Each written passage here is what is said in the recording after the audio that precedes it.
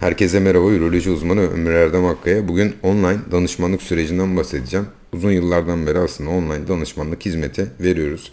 Hastalar soruyor, online danışmanlık hizmeti neleri içerir, hangi durumlarda bu hizmeti veriyorsunuz ve nasıl bir süreç içeriyor diye.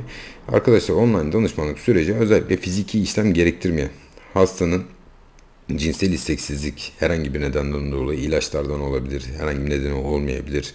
Ya da post-cycle treatment sürecinde, testosteron elpasman sürecinde, erken boşalma ya da çift ilişkisindeki cinsel fonksiyon bozukluklarında cinsel terapi şeklinde birçok şekilde online danışmanlık hizmeti veriyoruz. Online danışmanlık hizmeti 3 aylık bir süreci kapsıyor. Oldukça uzun bir süreç. Bu süreç içerisinde hastayla iletişime geçebildiğimiz kadar geçiyoruz. Hem hastayı tatmin edecek hem de bizi tatmin edecek miktarda ilişkiye geçiyoruz. Yani kimi hastada haftada bir, kimi hastada ayda bir. Hasta istediği zaman bize WhatsApp'tan ulaşabiliyor ya da istediği zaman arayabiliyor. İlk görüşme arkadaşlar oldukça ayrıntılı oluyor. Hastanın yaşam tarzı, kullandığı ilaçlar, biyokimyasal analizi, hastadan tekrar kan testleri istenerek, mesela testosteron replasman tedavisinde bir tedavi verdikten sonra bir ay sonra tekrar kan tahlilleri bakıp hastanın testosteron seviyesini en optimum seviyeye, tabii ki diğer biyokimyasal sonuçlarını da en optimum seviye çekmeye çalışarak ya da PCT'de hastanın hipofizi rehabilite oluncaya kadar hastanın takibi ve tedavisi yapılıyor. 3 aylık bir süreç bazen uzun gibi gözükebiliyor ama ben şuna inanıyorum: hastalık olmuyor arkadaşlar, hasta oluyor. Her hastanın verdiği ilaca cevabı farklı, hastanın durumu algılaması farklı ve 3 aylık süreç içerisinde ilk görüşmelerde mesela yakalayamadığımız, hastanın kendisini ifade edemediği ya da daha sonradan ifade edebildiği durumlarla da çok karşılaşıyoruz. Hasta başta ilk görüşmelerde kendine kasabiliyor ama daha sonraki görüşmelerde hasta daha rahat bir şekilde, birazcık daha samimiyete inandıktan sonra daha rahat bir şekilde hareket edebiliyor. Bir de neden 3 aylık bir süreç, neden bu süreci bu kadar uzatıyor arkadaşlar?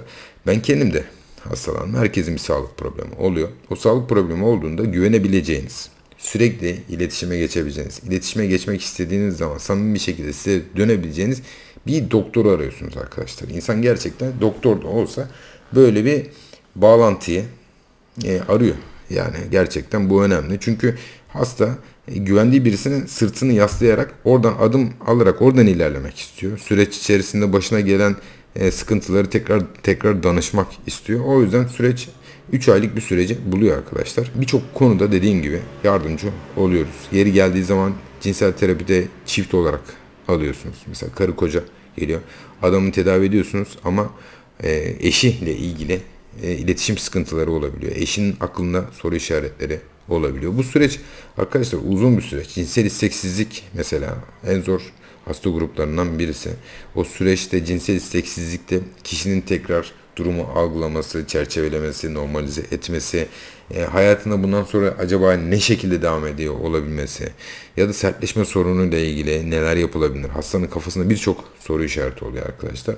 Bu soru işaretlerine teker teker, hastanın kafasında hiçbir soru işareti kalmayacak süreç içerisinde şekilde hastaya yardımcı olmaya çalışıyoruz arkadaşlar. Bu süreç içerisinde tek görüşmeyle olacak şeyler olmuyor arkadaşlar. Mesela hasta beni arıyor telefonda.